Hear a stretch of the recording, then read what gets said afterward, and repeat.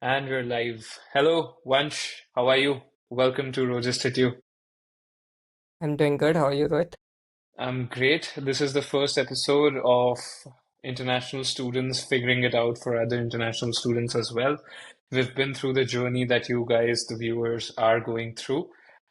It's definitely tough to get a job. It's definitely tough to manage your finances, and that's why this whole initiative of getting information out for you. So, without further ado, Vansh was a batchmate of mine from a very prestigious university, Cornell. We both graduated with a master's in engineering. So, my very first question to you, we'll keep this very objective. Vansh, how did you land at Cornell? So, I was doing my bachelor's in computer science engineering from a tier 2 college in Delhi. It was a private university. I ended up doing computer science, but I knew from a yeah, I guess in my first year or second year, I knew that I had to go to US for my master's, and that was always the plan. So I never really did apply to internships or jobs at my college. They were in campus placements, but I didn't apply to those because I had a clear goal in mind that I have to go to like US for my studies. Cornell was yes one of the target university, but not the only one. So the plan was to get into any A-tier university coming from like a tier 2 university from Delhi, and that's what I started my planning for in like I guess my third year. For sixth semester I started studying for GRE. I started studying for IELTS. My IELTS score was 8.5, but I don't think English scores matter a lot. The scores that Yeah, you matter just have most. to pass the threshold. Yeah, Yeah, so and then it doesn't matter. Yeah, continue. yeah. So I was preparing for my GRE. I got, I guess, 166 out of 170 in my quant for GRE. Nice. And I guess I got 155 in English. So I had like a 320 score out of 340. And Awesome. I think that helped my profile getting into Cornell. But I feel the most important factor that people don't take into account getting into ATA universities is the GPA. I think Agreed. because competition is so high, people the first primary factor that coming from an undergrad or post grad university would look for you is the GPA, because that's the easiest way to filter out the candidates, just like you do resume shortlisting for a job interview. And I had a GPA of 9.6 out of 10. In India we use a 10-point grade scale, so I had a 9.6 GPA. And I think that was the factor that helped me getting interviews and also admission. Like I applied to 8 universities and uh, I got into 7 universities. I didn't get into Purdue, but that was the only one I didn't get into. Rest I got into all the universities along with scholarships from some of those universities, and I feel GPA was the factor that helped me getting into those rounds or like interviews for some of the universities. That's great. That's great. And I know you mentioned that GPA is a deciding factor. Do you think that was the case in the cases where you got a scholarship? I think so, yes, because I feel the batchmates that I had and also the people who I talked to didn't get into good universities. They had a pretty vast, diverse experience. It was nothing wrong in their resume, but I feel that their GPAs were 7.8, 8.5, and I know we are doing our undergrad and we are focusing on job interviews and job hunting and maybe some internships. So that's why we lack and we don't focus on our GPAs that much. But if you talk to the people who are in these universities like Cornell, Harvard, and Stanford, I would say that their GPA was the most important driving factor, at least for masters. I'm not sure about bachelors because you're straight coming out of school, high school, or your senior secondary school, so I don't know what happens there. But definitely for masters, your bachelor's GPA would help you get into those big universities you're aiming for. That's great. That's great. And one of the great examples is the people we saw in our batch having merit scholarships were people with outstanding GPAs. So if anyone's watching who's targeting abroad education, the number one thing that you would want to target or would you would want to focus on is your GPA. For sure, I agree on that. And then so I have one question. You were at Cornell, you were studying, you were going through a master's in engineering, and you were also job hunting alongside me. So how did you balance your academics with your job hunting? Yeah, so I guess Rohit already told that I was a classmate, but we were also roommates. So we We weren't roommates, we were housemates. We were housemates, sorry. Yeah, So yeah, I balance my time. So the one thing that I talk to other people who just came to Cornell as well is don't overload yourself with credits. I know credits are important. You are coming to a US university for the education and the experience, and that's all good.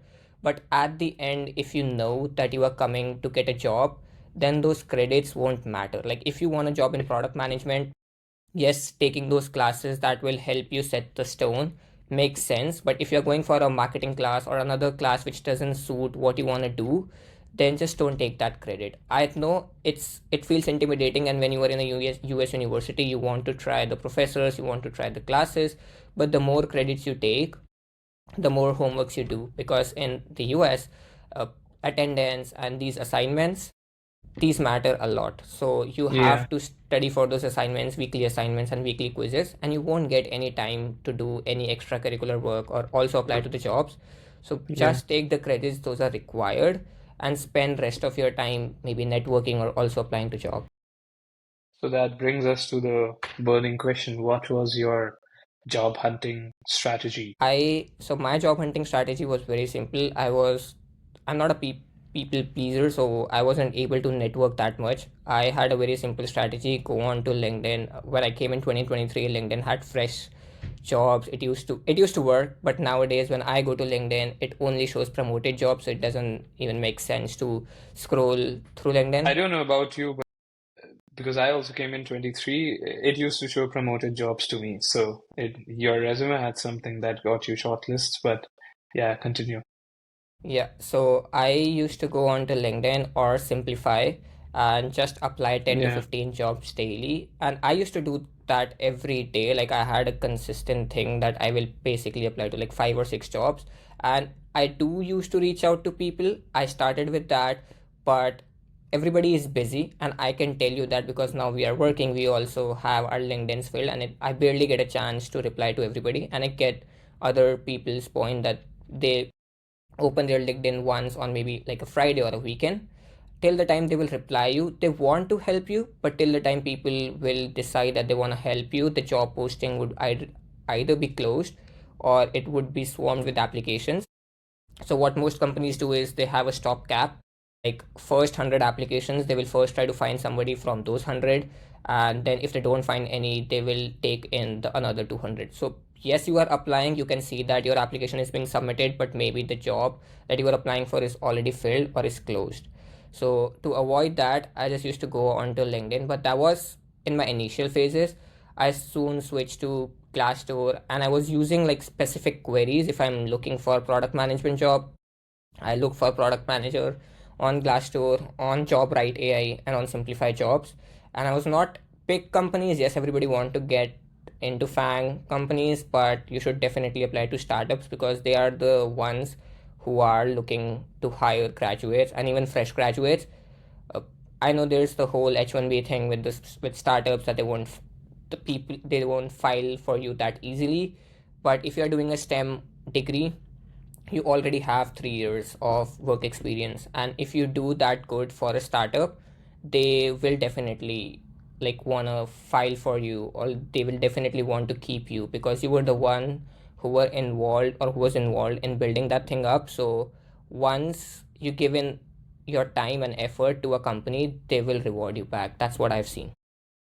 okay, that's perfect. So let's take it step by step. I know you summarized your whole journey in this, but I know you got an internship offer at a great company, and then things didn't fall into place. So, um, for context, Vansh got an internship at Tesla, but unfortunately, the offer got rescinded. And within 15 days of that offer being rescinded, Vansh got an internship at the company that he's currently working at. So things eventually, panned out well for him. But what was your journey from not having any internships to having the Tesla internship? That's A part of the question. And then B part would be what was your journey or your strategy in the 15 days between the Tesla offer being rescinded and getting the new internship? Yeah, so I landed in August 2023, and as soon as I Yeah. land started applying or started looking for jobs. Maybe I wasn't that serious in September or October because I was just getting into hang of Ithaca. Ithaca is in upstate New York, so it's not that easy for people to get acclimatized to the weather and also the things in Ithaca. So it took me like first 2 months was just settling in, making friends, meeting friends, enjoying what Cornell has. But soon in like I guess October and November, that's when I started pushing for that I want to look for an internship. I already knew that I wanted to do 3 semesters at Cornell, and doing 3 semesters for an MEM degree allows you to do an internship after your 2 semesters.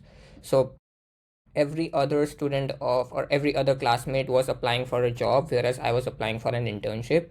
So yes, that was a less competition among my classmates, but still I was competing with a, a lot of like thousands of students who were applying for internships in summer And 2024. and for context, Vansh was late here because by the time he got serious, I had already given an interview and had already been rejected by Intuit, which is another great company for an internship.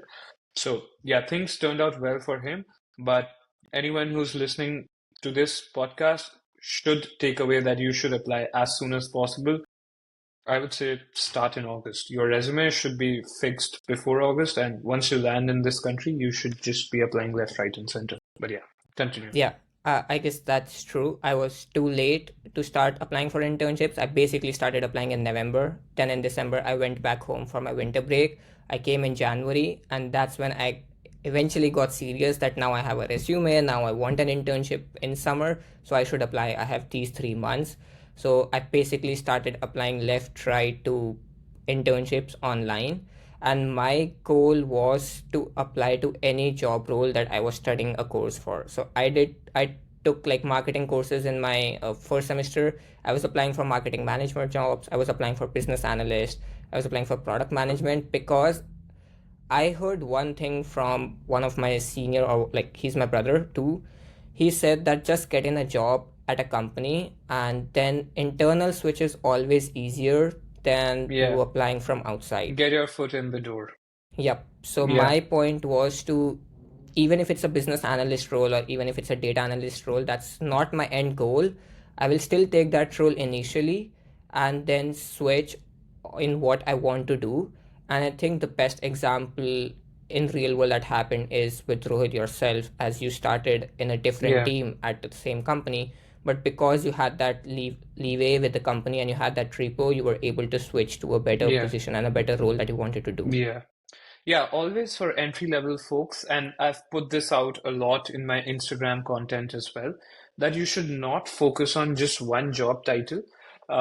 Even for people aspiring to be product managers, they can interview for project program product managers, digital data business analysts, business development managers, sales analytics, sales analysts, and whatnot. Marketing is another whole stream where you can just apply. And Vansh also got his Tesla internship, which was somewhere around business and sales.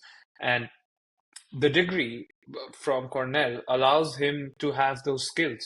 So yeah, let's deep dive into how did you land into the Tesla role? So yeah, I was applying to Tesla for a while now. There were multiple openings and I applied in Yeah, December, in me too. January, but I didn't hear back anything. I think one day Tesla came to Cornell and some of their people were hiring for some of the roles. They were not hiring for internships, but they were hiring for mechanical engineering roles. And the one thing that they told, and I remember, is Tesla, they don't have, I guess, ATS softwares, and they look at each application or each resume manually. Like they I was have the there with you. recruiters. Yeah, the Evidence of recruiters, excellence, right? evidence of excellence. Yeah, yeah, yeah. So the one thing that they told us was because these applications are being reviewed manually, you should have like a section on the top of your resume, which was evidence of excellence, where it's just like summary of your resume, but not the same as your resume. Like make it Mm-hmm. that impactful that when a recruiter looks at it, that's the first 2 lines that they read about you, and reading those 2 lines they know everything about you, and if they want to deep dive more, then they look at your personal experience. So it's not just a summary of of the professional experience that you had just below that, but it's what you are and what you can give to Tesla. And then if they want that thing, they will look into specifics for your professional experience or the degree that does it actually align with what they are looking for. I think after making that change, I applied again with the Cornell email, and 1 month later, I guess in March, and I cold applied. I didn't reach out to any of the recruiters. I did nothing. It was basically just making that small change, particularly for Tesla. So, And then, so one yeah, question here before you answer.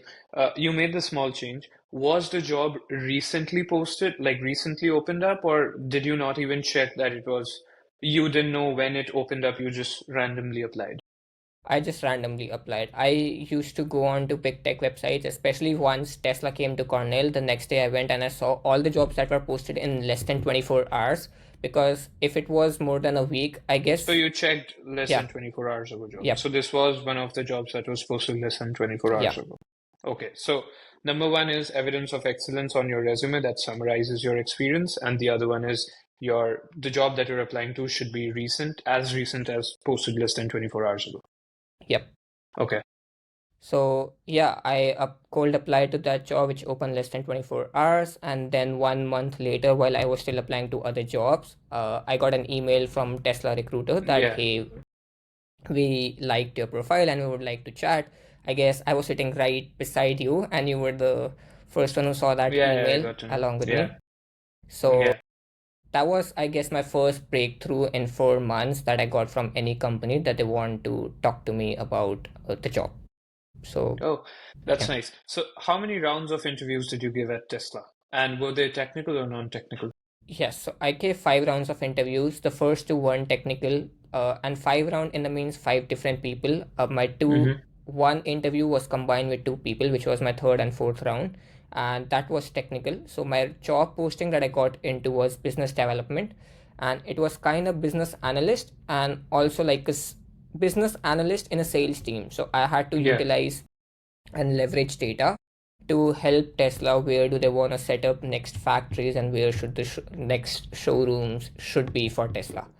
So that was my role, and I had 5 rounds of interview. The first one was the HR round.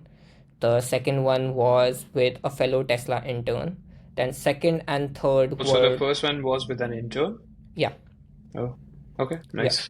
Then second and third ones were with the team that I was working with. So I guess the first one was a team member, and then the next one was the manager of him, and then the last round was the manager of that guy. So it was like chain hierarchy, and I started with the team, and then team manager, and then a manager who was leading a very big like business development team for Tesla. So it was 5 rounds of interview and 3 rounds or 2 rounds of technical interview. Okay, that's perfect. And then what happened once you got the offer? I got And the when did it offer. happen? Yeah, I got the offer in, I guess, in April. After that, I was so happy because I think out of my batch of 70 students, I had an internship and Rohit had an internship. And we were so happy that we planned a trip to Mexico. We went to the trip, we came back from Mexico, and as soon as I came back, I guess the next week, in 2024, if you guys don't know, Tesla had a mass layoffs, so they fired 10% of So their that's workforce. that's before even whole of this H-1B fiasco happened. So that means the environment has always been tough for international students. It just got tougher. But yeah, it wasn't a piece of cake for any one of us. The biggest example is here. He got his offer rescinded. But yeah, Yeah. So Tesla has 150K employees, and they fired 10% of their workforce globally, which impacted 15,000, more than 15,000 employees in the US. yeah. And Tesla being such a big company, they, yes, laid off people, but they also rescinded internship offers. And I was the first one, I was one of them who got the call while I was sleeping in on an afternoon that, hey, we want to talk to you and your offer is rescinded. So yeah, that was the I shocking guess news. I guess the team that hired you got dissolved, right? Yep, out of 5 people who I interviewed with, 4 of them got like Yeah, fired or laid off. yeah. So I know yeah, we're laughing about it right now, but those were tough times. I was there. I saw him, um, how it was for him, and how much did it mean to him. But how did you cope up with it? And then, because hardships and rejections are a part of an international student journey here in the US. So how did you cope up with it? Is A part of the question, and B part is when did you decide that, okay, no time to cry, I have to try, something like that? First 3 days, I just cried. When I heard the news, I came downstairs, told my roommates. I told them, went back to my room, cried a lot, then cried for next 2 days. It was going on. I had no interest in Yeah. classes. Also our second semester was about to over, like about to get end, Mm, and either some of my classmates were graduating or some of them who had an internship, like who were looking for an internship, didn't get one, so they were planning to go back home for the summer. And so for the first 3 4 days, I was just like sad, but then I talked to my family and grateful. Like I, I live in an extended family and I always had their backing. So they were like, it's fine, things happen. You got into Tesla. It's not your thing. Like it's not because of you that you didn't get the internship. It's because of external circumstances which nobody can do exactly, about. So exactly. I was And that's like, the case here yeah. as well. I mean, we both, to be completely transparent, we both don't have an H-1B right now. So we're as stressed as anyone else. We can be laid off anytime. We can be packing our bags and going back to India anytime. But that's something that's not in our control. What's in our control is how we perform in our current roles. That's what everyone there should also do is, vent out your feelings, but then stick to your responsibilities. If your responsibility right now is to job hunt, make sure you give it your 100%. Yep, external factors keep coming in, keep going away. It's not the first time H1B is just the latest news, and I'm also a little worried, but that's not the only thing that I'm worried about. That's one Yeah, we small have a thing bunch of of your stuff whole to be journey. worried Yeah, about. that's the smallest thing I would say in your journey. So for the first 5 days, I didn't do much. I had plans to go back to India. My family and my friends were very supporting, and they said that the ultimate goal for all of us to find was a job and not an internship. Internship was, yes, a plus point. If you get an internship, it's easier to convert it full time, which I then eventually did. But yeah, getting an But not at internship, Tesla. yeah, So, getting an internship is was not the only thing. Okay, I wanted to look for a job, and my plan was, okay, I'll go back. Now things have happened. I'll go back to India for the summer. I'll enjoy my break, come back stronger, and start applying for full-time jobs. So yes, first 5 days I didn't do much. I was already planning my trip back to India, but then I had 5 days remaining, and I started like it was, I guess it was May 20th, when May 10th, I guess May 10th, my internship offer was rescinded, and I had to start on May 17th. And usually the summer internships start on May 20th or the first week of June. So I had only 10 days to find another internships. Out of that, I already wasted like 3 or 4 days in crying and crying. But after that, in the last 8 days, I just, that was the only thing that I had to do, wake up, apply to jobs. And there was no time to network because I knew in 8 days, till the time I network, I talk to somebody, you can't just ask for a referral in the first call. You have to know them, and that takes maybe a time. month. Yeah, that takes trying, that Yeah. takes a month. So I was just constantly going on Simplify. I took, I guess, Simplify and all the other Y Combinator. I went to all the other places where I could find a potential employer. And this time I wasn't looking for a big tech company. This time I was looking for startups. And I only reached out to founders, co-founders, or directly Yeah. applied to their websites for jobs. So, what was your response rate when you reached out to founders? I think it was pretty good because before Tesla, I only had one interview, but after Tesla, in those 8 days, I guess I had like two job offers. One was from Florida, one was from this company. And I was, By job offers, he means internship offers. yes, internship offers. And I was so close to getting an internship in Hitachi. Uh, and that was one of my, and I would say nobody should do that, what I did, but I had the offer. I almost had the offer, but it was one of my thing that it didn't let me to an offer in that company. Yeah. So your strategy here was to reach out to founders and to find startups who might be hiring on Simplify, on Y Combinator. I think you're Yes. probably mentioning work at a startup.com, something like that. And then AngelList, did you use that or any other job job I portal? didn't use AngelList, but I usually use Simplify and the Y Combinator, where I could find startup founders. Okay. Okay. And then, so you mentioned you had two job offers, and the Hitachi one was the third one. So all three of them were through founders responding to you, or what was like some of them from cold applications? I know you didn't network, so these were the only two things that you were doing. Yep. So the company that I am in, that was cold apply. But Yeah. the other two companies were not, they were cold apply. And I tried to reach out to the founders, but were too busy, I guess, that for those two companies, I didn't hear back from the founders, but I didn't stop there. I saw what's the executive team at the company, and I reached out to a vice president of sales in one of the other startup that I got a job in.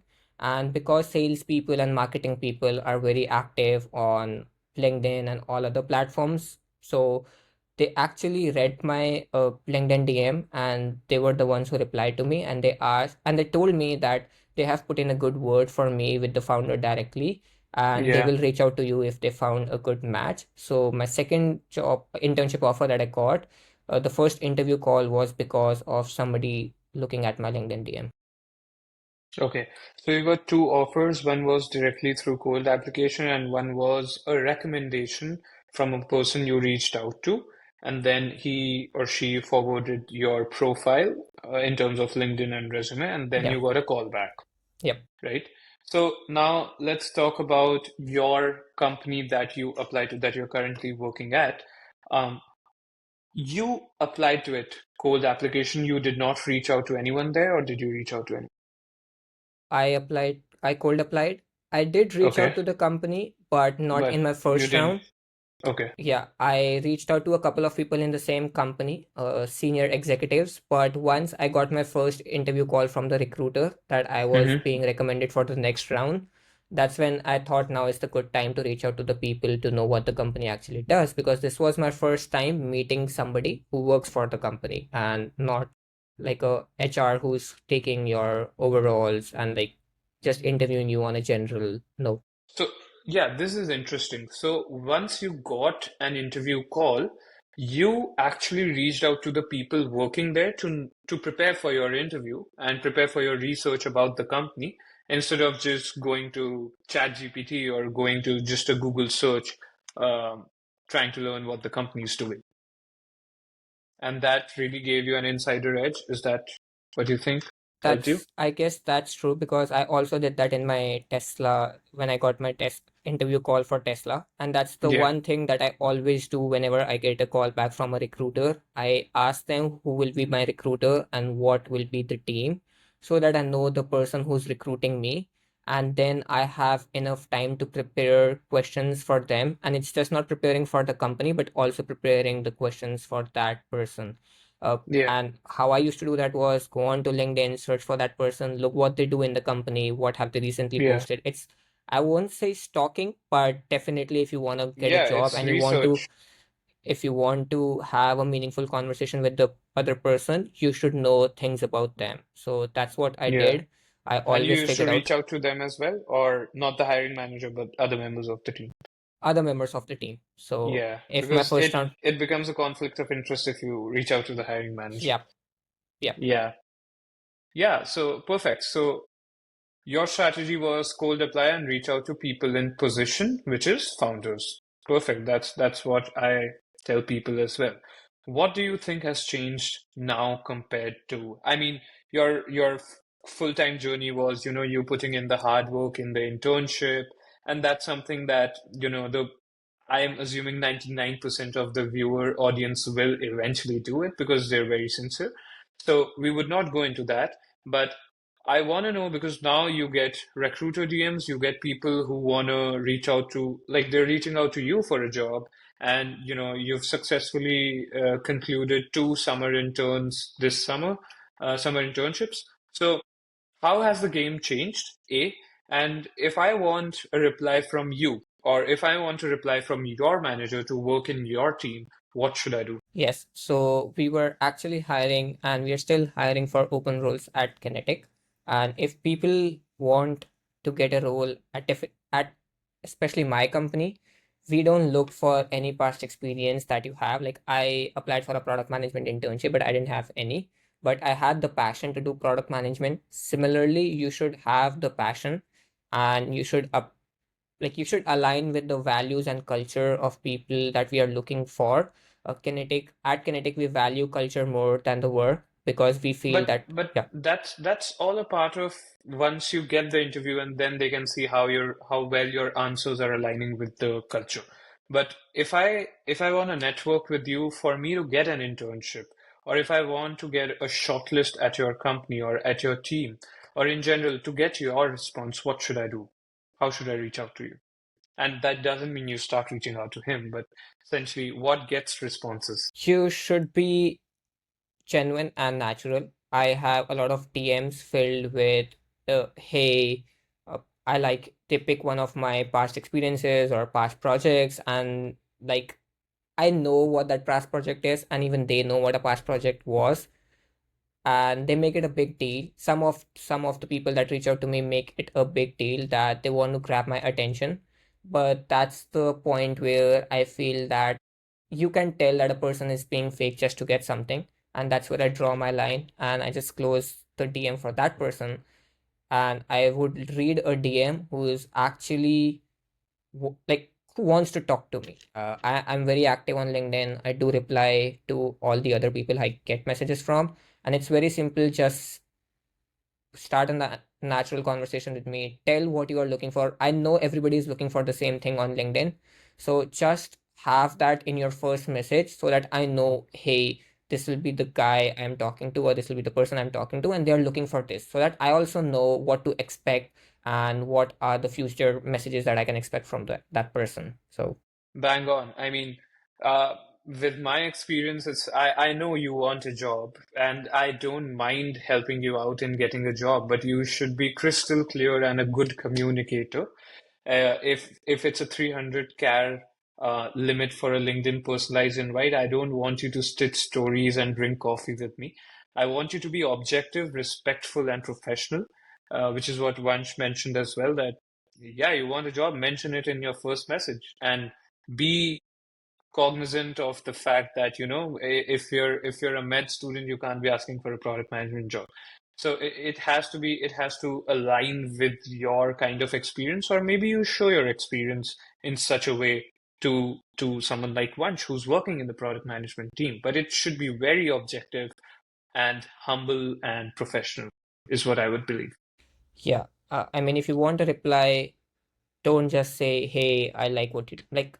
I get that, but I also get what your objective is. So rather just be clear that, hey, I feel I did this and this is what you are looking for. So I want to have a Exactly. chat with you Yeah. to know more about what you are looking for, and I would also get a chance to tell about myself, and you can decide if you want to maybe refer Yeah. me, or maybe directly, if you have the contact, you can directly refer them to the person who's hiring. I think Yeah. if you are that clear and if you know what you are looking for, because people Yeah. who are on LinkedIn also like the people who know what they are looking for. It's not like a Yeah. open market that you come in, you send, hi, how are you doing? I like what you are doing. Can we get on a chat? And then you decide, okay, I should go about this for this person. It's not that. What you want, just put it right there. And the person, if they have that and if they're willing, or even if they don't have that, but you are genuine and you want that, they may help you in some or the other way. Yeah. Yeah, no, I completely agree with that. And that brings us to a close for the job hunting strategy chapter of this video. I also wanted to ask about, I mean, I do have one question, which is basically, I feel like, and this is a personal opinion, I feel like LinkedIn DMs have stopped working now because now everyone spams it. Like a year or 2 years ago, not everyone was doing it, or even if they were, they weren't smart enough with that. So, what do you recommend now? How do you network now? Emails. So there are many websites like, I guess, hunter.io, where you can find emails for directly the company executives, people working in the company. Or you can use your friends who are working either in like big tech companies. They can find out the emails for the hiring managers. That's what we used to do. We reached out to our some of the seniors or some of the friends who were either working in different countries, but they still have the company website and the company portal. So Yeah. it's very easier for them to find those emails. Once you get Yeah. the email, just shoot them an email. And I think that's the best way to go. Reach out to the people you know in the companies to directly ask for the emails, or use tools like hunter.io and many other platforms and directly shoot an email, because I think email is the most opened thing by all the working professionals. Even my LinkedIn DMs may be filled, but I have zero unread emails in my account. I do get emails Yeah. from Cornell students who are doing MEM this semester or this year. I do get emails on my Cornell email, and I also reply to those. So I think email is the best way Yeah. to go about in this. Yeah. And you can now automate it as well. You can find a list of individuals you want to reach out to, and then just connect your email, you know, Gmail with that, and then automate the bulk outreach. Um, I've mentioned about it a lot on my Instagram, so do check it out. So yeah, that was great. Now I do want to ask you about your finances. How do you handle your personal finances in terms of budgeting, investing, and wealth creation? Because we're on a temporary visa here. We're not here for our life. So we want to maximize, the amount that we're earning, not at the cost of living, um, like a homeless person, but having that sort of sweet spot between enjoying life, but also building something for the future. Yep. So finances have always been a tough topic, and also for all the international students. Yeah. In my case, I took a HDFC Credila education loan, and I did a degree from Cornell, which is one of the most expensive universities in the US. So I ended up taking a loan for like 100 grand, which was around 75 lakhs in INR. At And that time, at that time, yeah. So which is good. I mean, now if you earn 100 grand in US, you it you all don't pays have to off. pay Yeah. 100 grand, right? You can Yeah. get done with 90 grand. Yeah. So Yeah, the basic principle that I have for managing my finances is it's I live my life, and it's not that I live my life to the fullest, but I live my life where I can enjoy living and working. I have a proper work-life balance, and I do enjoy spending money where I want to, but it doesn't mean I go crazy on the things that I don't need or buy a car living in New York City, because public transportation is always there. So I do live frugally, but I spend where I want to spend. If I go on a trip with my friends, I will end up spending money. I'll spend a bit, spending money on drinks, but it's not that I'll spend money on buying a car or living in an apartment paying $3,000 rent in Manhattan just to have the that's views. very common in New York City. Yeah, because I can have the views. When I was interning, I was living in a very small room. I was still paying $1,300 for my rent, but that's the cheapest that I could found that time, and it wasn't a lavish apartment. So yes, the simple rule that I follow is try to pay more and more in my loan account, and then whatever money is left, I have specific categories for, like, groceries, travel, and my personal expenses. That's where I use my money, which is like, I guess, 10-20% of my total paycheck, and most of it goes to the loan amount. And the other, which is remaining, I don't actively invest because I have an interest rate of about 10%. And even if I start investing money now, looking at the past trends from a stock market investment or a portfolio, you may get around like 9 or 10% return. So it's easier for me, and it's better for me to pay off the loan first and then start investing Yeah, money. But the passive way of investing that I follow is using 401k, which I didn't used to invest in, but Rohit was the one who got me into yeah, 401k, because that's like free money from the employer. It's 100% yeah. match. So the money I put in from my paycheck, which is very less, which is not that much. And also, to be honest, you can't do much from like 300, $400. It's, you look it in a way, you are getting like maybe 5 grand, 6 grand a paycheck if you're working in a big tech company. In that case, 300 won't matter to you. So it's better put that 300 and also take the Get 300 additional from the 300. Yeah, employer and let them yeah. invest from your behalf. So wait, Yeah. let me summarize it. What Vansh said here is essentially keeping it simple, and he has one priority, which is paying off his loan amount as soon as possible because interest compounds over time. So you don't want that. And he has a high interest rate, which is why he doesn't focus or prioritize on investing money, but he focuses or prioritizes, maximizing his payments to his loan amount. That's one. How do you, and you mentioned like 10 or 20% of your overall paycheck is your personal expenses. That means rent, utilities, and then you mentioned groceries was separate and travel was separate. Is that how you split it? Yep. So Fixed. what would be the percentage of, let's say, your personal, like rent plus utilities? My rent plus utilities. Rent is fixed, so I would say that takes into maybe like 70% of my rent. Utilities will be 70% of my bi-weekly paycheck. That's how I would say. Because, yeah, I get paid bi-weekly, so I Yeah, don't know so what. let's keep the math simple. How much do you pay into your loan amount of your total monthly pay? Say 55 to 60%. Yeah, that's what I was coming to, which is essentially trying to save more than 50 or 60% of your monthly paycheck. And then, the money that you put into the loan amount is also the money that you don't end up accruing on your interest. So that's a return that you make, right? So because you took the loan, that loan helped you receive an education, and then that education helped you make the money. So now you want to maximize on, you know, getting done with your loan amount as soon as possible. Number two, what Yeah. Vansh mentioned is 401k, and the math there is simple. You get 100% returns on the money that you're putting in versus you would have paid 10% of interest for the money that you would have given in your loan amount. So that's where the return on investment beats paying the money to your loan, and that's where you get your money in the 401k account. A common misconception we have is, before 55 we cannot take it out.